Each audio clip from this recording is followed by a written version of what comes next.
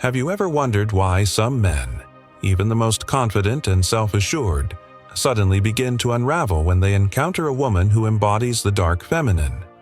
It is as if the carefully constructed identity they wear, the armor of certainty, control, and social power, begins to crack in her presence. This is no coincidence. The dark feminine does not play by the same rules of polite compliance or gentle affirmation. She moves with the raw gravity of shadow work itself, forcing the man to confront what he has long buried. In Jungian terms, she is not merely a woman, but an archetype incarnate, the anima cloaked in mystery, the shadow mirrored through flesh. Her presence does not soothe the ego, it disrupts it, and disruption is precisely what causes transformation. Imagine him standing before her, a man accustomed to admiration, to predictable responses, to being the axis around which the room spins. But when she looks at him, she does not mirror his sense of self back to him. She does not flatter the ego he clings to. Instead, she reflects what is missing, what is weak, what is false. Suddenly, the fortress of his identity trembles, because the one thing he cannot escape is the truth of himself that she reveals without words. For centuries, men have sought to control this energy, labeling it dangerous, wild, even evil. But the truth is far more unsettling. The dark feminine does not destroy the man. She destroys the illusions he lives by. And if you have ever carried this energy, you know the paradox. Men are simultaneously drawn to it with obsessive intensity and terrified of it with equal force. The reason is simple. The dark feminine is the psychological force that rewrites the narrative he tells about himself. She dismantles the story that he is in control, untouchable, sovereign, and in its place, she compels him to rebuild from the raw material of authenticity. Think of it this way. Every man walks through life constructing a persona, the mask, that Jung described as the face one shows to the world. But the mask is never the whole truth. Behind it hides insecurities, unhealed wounds, silent fears of inadequacy. Most men spend decades protecting this mask, polishing it, using it to charm, to dominate, to belong. Yet the moment he meets the dark feminine, the mask ceases to function. Her silence exposes his noise. Her stillness exposes his frantic search for validation. Her refusal to collapse into his expectations forces him to face the abyss inside himself. You see, she is not interested in the surface. She is not intoxicated by his money, his power, his charisma. Instead, she pierces through with an archetypal precision that reaches into the unconscious. And what she touches there is the boy he has hidden, the one who was shamed, the one who was controlled by a mother's need, the one who feared never being enough. It is this boy that trembles in her gaze because the dark feminine does not nurture him with soft reassurances. She demands he grow, or she leaves him behind. That is why her power is both feared and desired. It is the power to accelerate his individuation, to force him to become whole, even if it means shattering the fragile scaffolding of who he thought he was. And you, listening now, perhaps you felt the way men react to this energy. Some flee, retreating into other women who soothe the ego and never threaten it. Others rage, lashing out, calling you too much, because they cannot face the mirror you hold up to their soul. Yet a rare few, they surrender.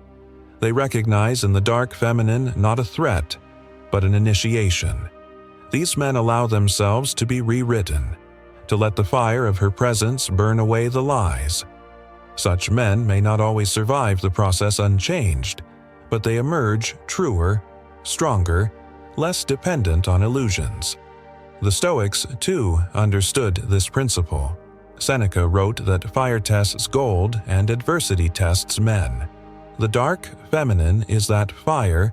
She does not arrive to comfort, but to test, to refine, to strip away the excess until what remains is undeniable essence.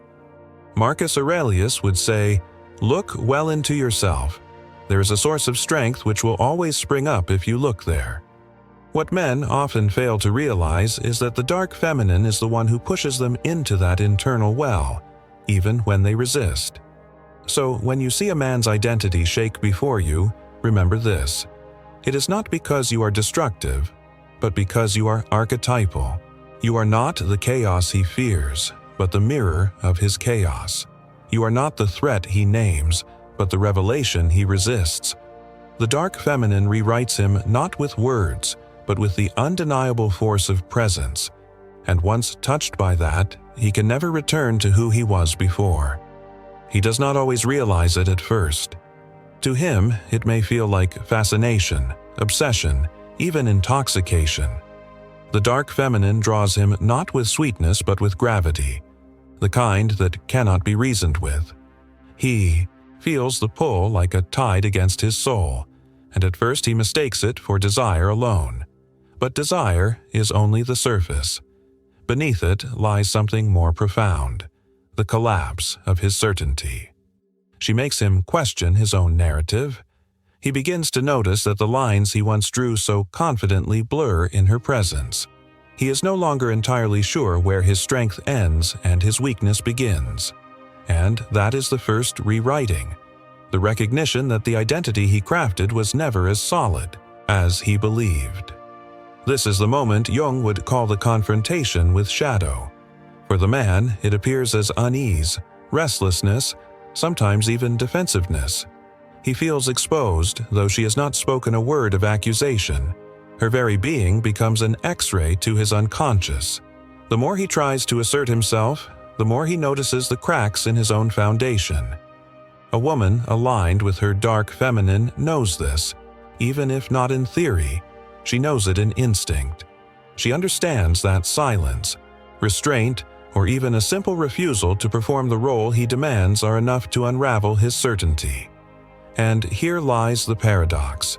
The very thing that terrifies him is also what makes him unable to walk away. Because somewhere deep inside, he knows the confrontation is necessary. He has lived too long pretending.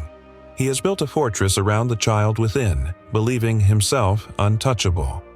But the presence of the dark feminine cracks open those gates. She is not interested in the fortress. She is interested in what hides behind it. And whether he admits it or not, part of him aches to be seen in this way, stripped of pretense, bare in his vulnerability, forced into honesty. What would you think if I told you that his obsession is not with her beauty or her charm, but with the mirror she provides? Because beauty alone does not undo a man. Countless beautiful faces have crossed his path. What undoes him is the sensation of being pierced. He cannot hide. He cannot pretend. He cannot manipulate the outcome. The dark feminine makes him feel the futility of his performance. And in that futility, he experiences something akin to terror, the fear of his own truth. Consider how many men chase control as if it were oxygen. They build careers, gather possessions, dominate in social hierarchies, all to prove to themselves that they are not small, not weak, not forgotten. Yet the dark feminine strips them of this illusion without lifting a finger. She does not play the game of power. She dissolves it. And when a man realizes that no matter how much he exerts his will, she cannot be possessed, cannot be diminished, cannot be controlled, something within him begins to die. That death is painful, the death of false identity, but it is also necessary, for only through such death can rebirth occur. You might see him cycle through stages: fascination, resistance, rage, surrender. At first, he wants to consume her, to make her his, to reduce the archetype to something manageable. When he fails, anger surfaces. He projects onto her the very qualities he cannot face in himself. She is manipulative. She is cruel. She is too much. Yet if he dares to stay, if he dares to remain in the fire rather than flee, surrender comes. He accepts that he cannot bend her to his ego. and it is in that moment that he begins to bend himself to face what he has hidden. This is the rewriting in its rawest form, the collapse of domination into humility. The ancients knew this. Dance.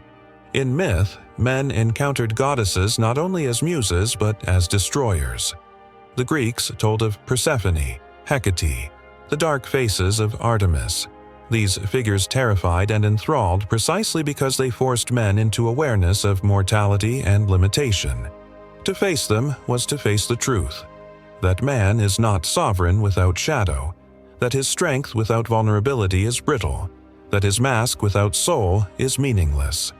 The dark feminine embodies this eternal myth, and when she walks, among men, even unknowingly, she brings these archetypes to life. Perhaps you've seen it. The man who once carried himself like stone suddenly softened, uncertain, almost boyish. The man who once mocked vulnerability now trembling when his heart is exposed. The man who once spoke with arrogance now falling silent, not because he has no words, but because words suddenly feel hollow. This transformation is not accidental. It is the alchemy of the dark feminine, dissolving the rigid metals of ego so that the gold of essence might emerge. But do not mistake this for romance alone. This energy is larger than seduction. It is the psychological earthquake that shatters stagnation. It is the unconscious force that refuses to let a man live half dead, repeating the same tired patterns. The dark feminine does not arrive to please. She arrives to awaken, and awakening rarely feels gentle. It feels like rupture, like being undone, like facing a mirror that reflects not who he wishes to be, but who he truly is. And this is where the rewriting takes its second step. Not just breaking the mask, but forcing him to choose. Will he cling to the shattered pieces of his old identity, or will he begin the painful sacred work of becoming whole? Most men resist, but those who surrender discover that her presence was not a curse, but an initiation into their own authenticity. When a man begins to live through this initiation, the rewriting deepens. His pride no longer functions as it once did. The posturing, the bravado, the subtle need to display his worth, these start to feel hollow, even to himself. For the dark feminine does not validate the surface. She makes the surface irrelevant. And so he finds himself restless, as though the clothes of his identity no longer fit. It is here that the second layer of transformation takes hold. The disintegration of the roles he once believed were permanent. Husband, leader, lover, provider. All these masks grow transparent, revealing the fragile human beneath. He begins to understand, often reluctantly, that identity is not an achievement, but a question. Jung wrote of individuation as the painful process of integrating shadow, of facing what has been exiled from consciousness. The dark feminine accelerates this process by refusing to collude with his denial. She does not soothe his ego by confirming the lie. Instead, she embodies the force of shadow integration itself. Where he represses, she exposes. Where he avoids, she confronts. Where he hides, she illuminates. This is why so many men label her dangerous. It is not that she wields weapons, it is that she dissolves illusions. And illusion is often more cherished than truth. Imagine him standing in this fire. He thought he knew love, yet in her presence he learns love is not about being worshipped but about being seen. Naked, unguarded, vulnerable. He thought he knew desire, yet in her presence he realizes desire is not conquest but surrender. He thought he knew strength, yet in her presence he discovers that strength without humility is brittle and doomed to collapse. This is the education of the dark feminine, the curriculum that no man chooses but every man remembers once touched by it. You may wonder, why does he not simply leave? Why not escape the discomfort, the unraveling, the humiliation of seeing himself undone? Many do. They retreat into safer women, women who cradle the ego rather than challenge it, They call her names to justify their retreat. Toxic, cold, unreasonable. But deep down, they carry the mark of her presence forever. For once the dark feminine has entered his psyche, no amount of denial can erase the memory of that mirror. He may run, but the rewriting has already begun. For those who stay, however, the journey is merciless and beautiful. His identity collapses, yes, but in the rubble he begins to glimpse something more authentic. He notices that the roles he clung to were cages as much as crowns.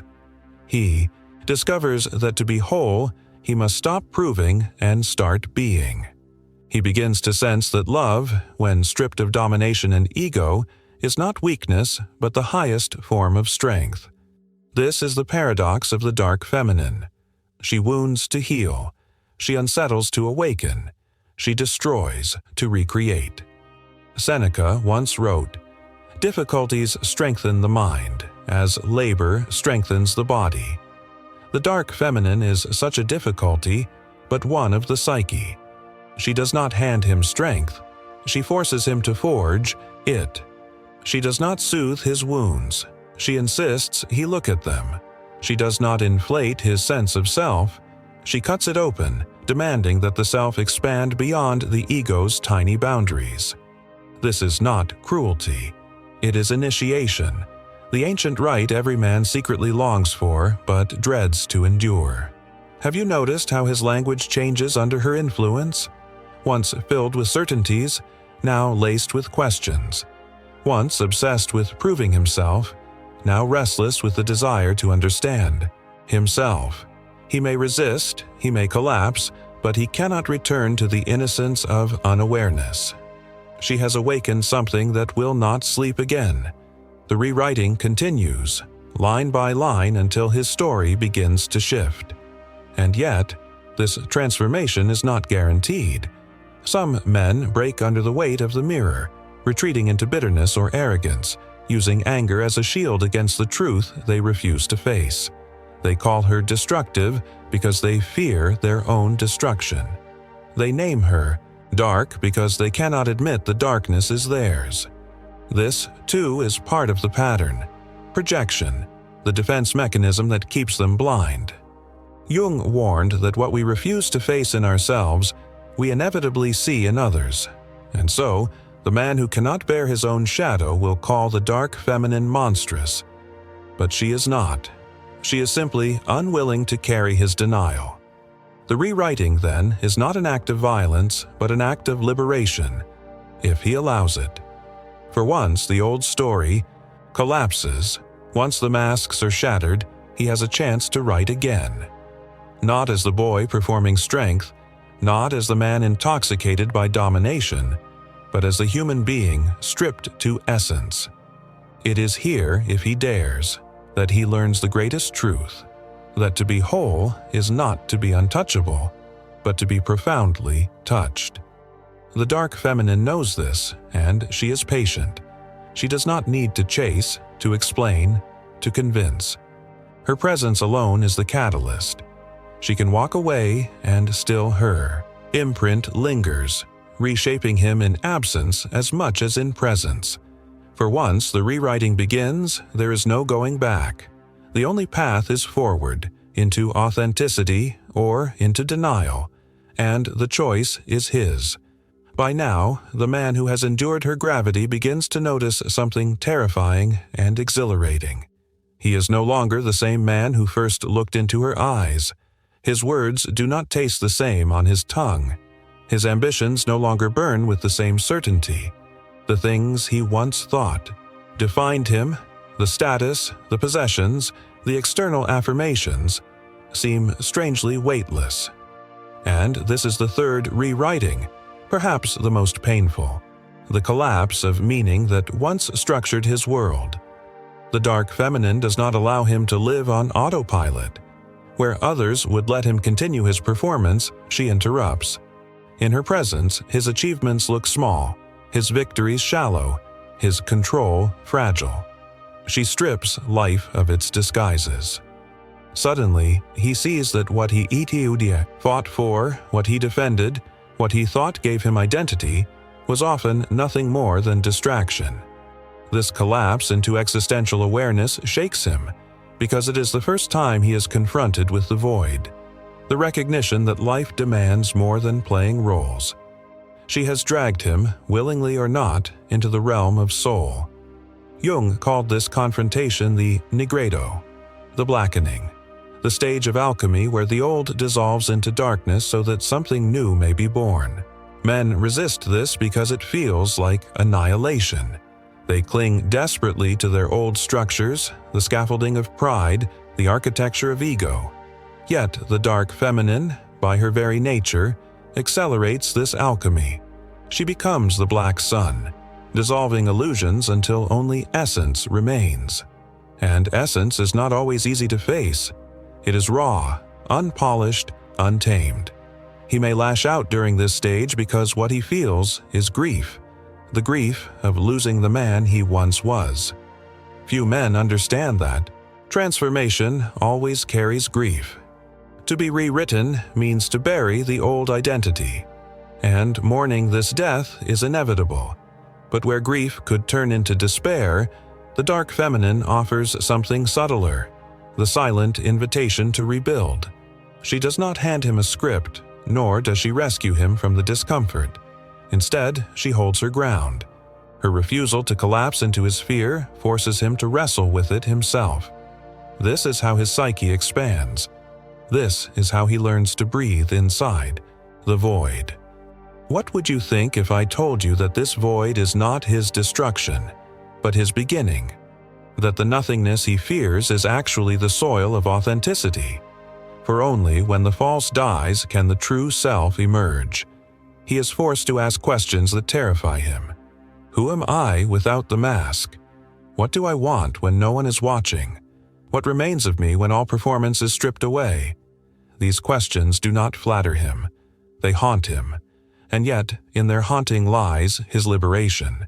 Consider how many men go through life never once asking these questions. They live as echoes of expectations, sons carrying father's pride, workers enslaved to systems, lovers trapped in scripts of dominance and control. They never stop to question if any of it was truly theirs. But when the dark feminine enters, she shatters the script. She forces the pause.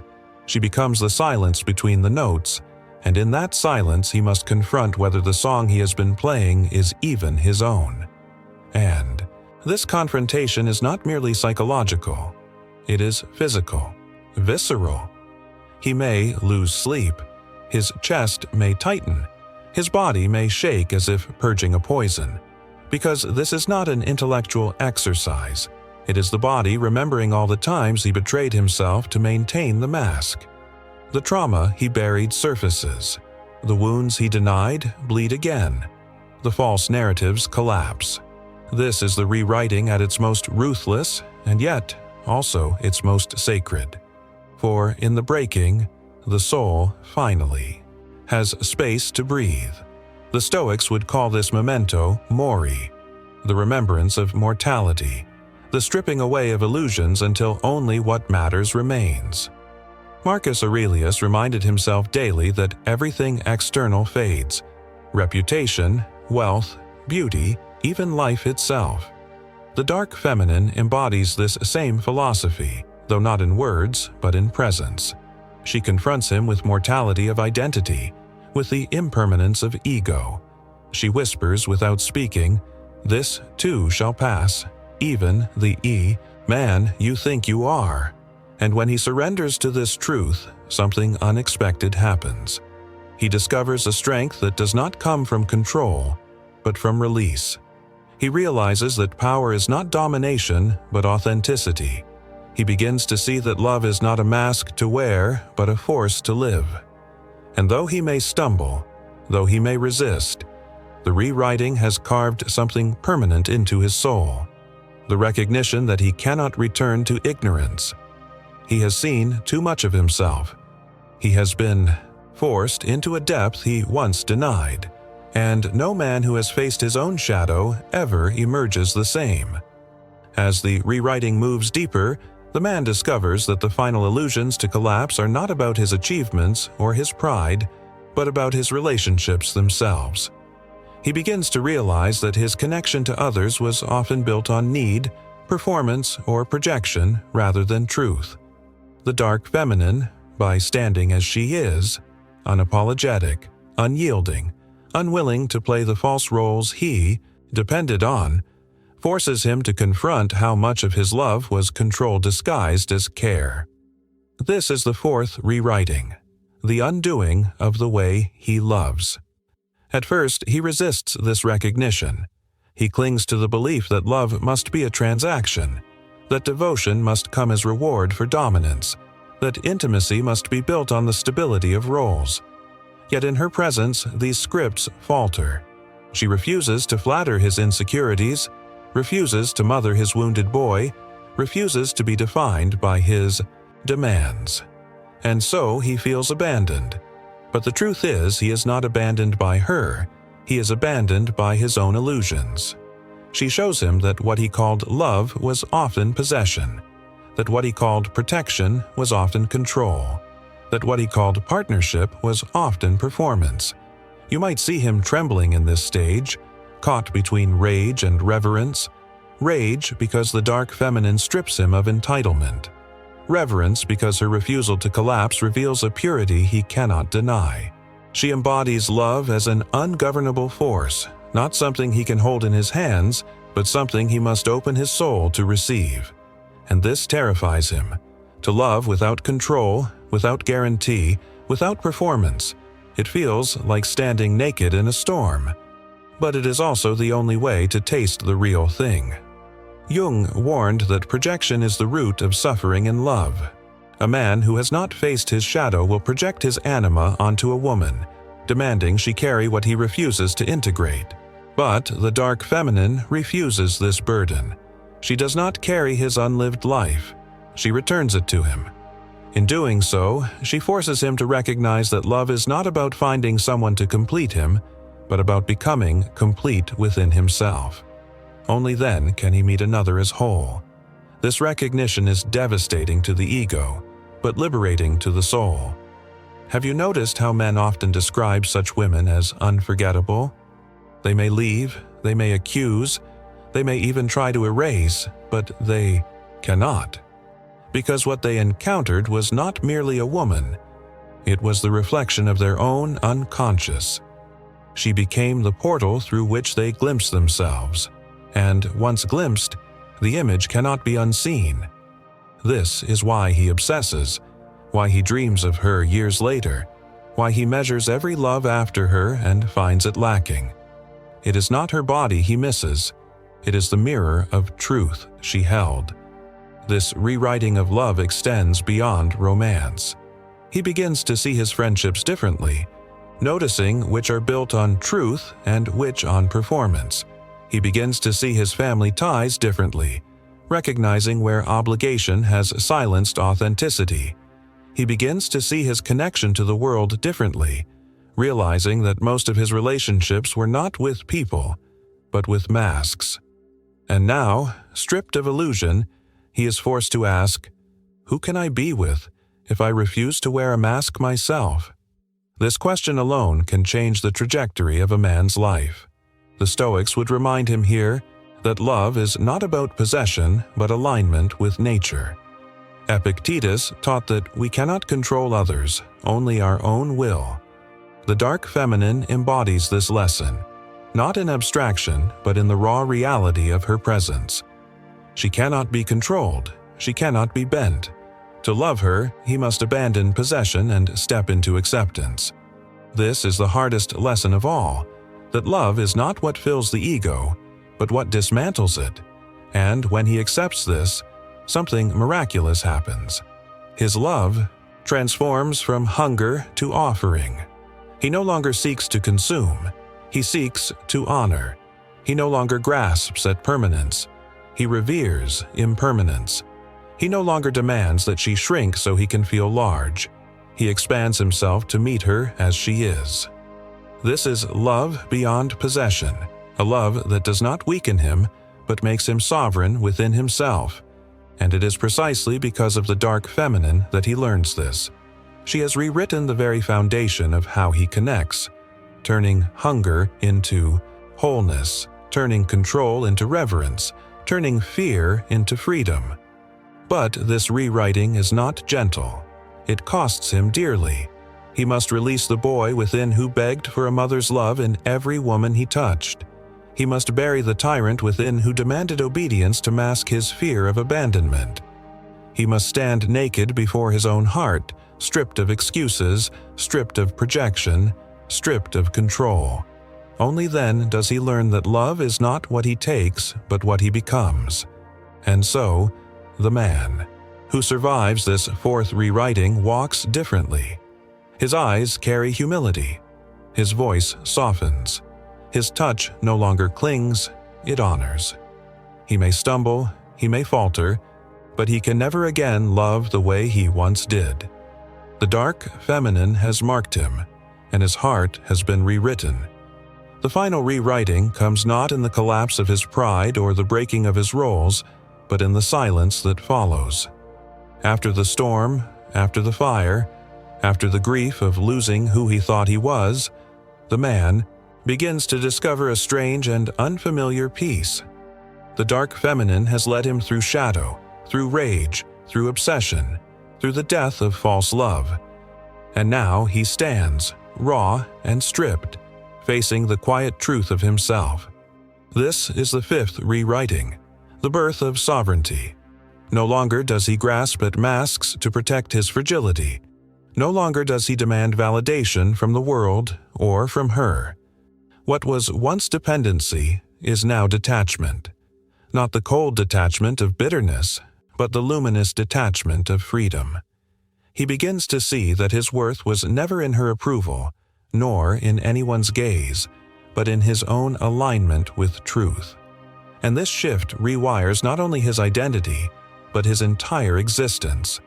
He has stepped beyond ego into something closer to soul. The dark feminine in this stage does not disappear. She simply no longer needs to fight him. Her power has already done its work. By refusing to be controlled, she has forced him to confront the control within, himself.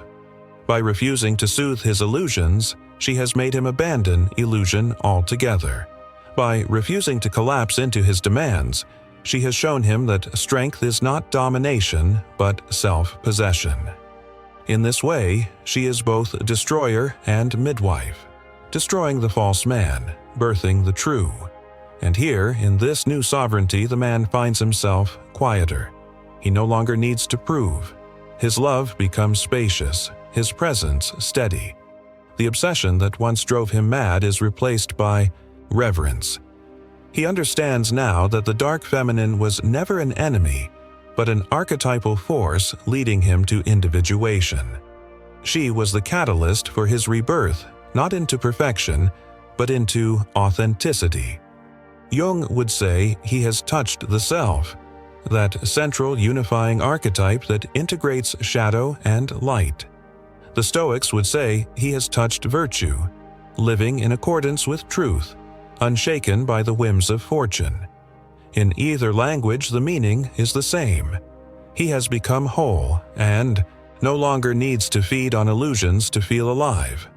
And you, perhaps, recognize the thread. For every woman who embodies the dark feminine knows the paradox of this role. You do not set out to destroy men, yet you watch their illusions collapse in your presence. You do not set out to heal them, yet they emerge rewritten by your refusal to lie. You are not a savior nor a villain. You are a mirror, and mirrors are merciless because they cannot reflect anything but the truth.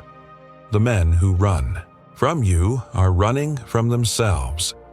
The men who rage against you are raging against their own shadows. But the men who surrender, the rare ones who stay, who endure the fire, they emerge transformed. They discover a love that is no longer about hunger, a strength no longer about control, a self no longer fractured by fear. And though they may not always stay with you, though life may pull paths apart, they carry your imprint forever. You have been the fire that burned away their lies. you, have been the silence that forced them inward. You have been the dark feminine that rewrote their identity. In the end, this is not his story alone. It is also yours. For as much as he is rewritten, so too are you reminded of your power. Not the power of domination, but the power of truth. Not the power of manipulation, but the power of being unmovable in your essence. You are reminded that you do not need to chase, to prove, to explain. You are reminded that your worth is not measured by how much you soothe others, but by how much you embody yourself. And so the arc closes where it began. The man arrives at sovereignty, and the woman remembers hers.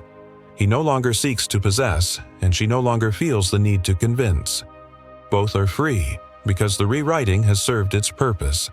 The illusions are gone, and what remains is soul meeting soul, without masks, without chains. The woman who knows her worth doesn't chase, she chooses.